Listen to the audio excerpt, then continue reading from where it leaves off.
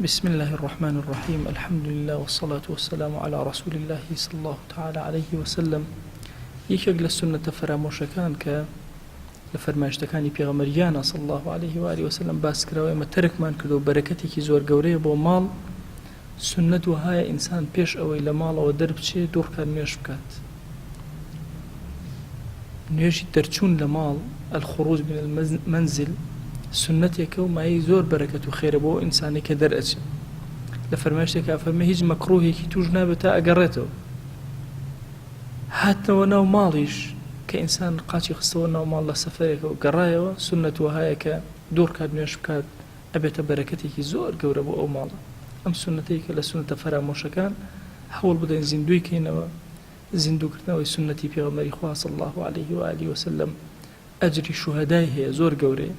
جا هەوڵ بین ئینشاءالله هەموومان وەلەو جارێکیش بێت لە عومرمانە ئەم سنەتەی پێغەمبەریانمان صلی الله عليه وآله وسلم زیندوو کردبێتەوە. خۆی لە گوناهی منیشی ئەوش بورێ. وصلى الله على سيدنا محمد وعلى آله وصحبه وسلم تسليما كثيرا أبدا إلى يوم الدين.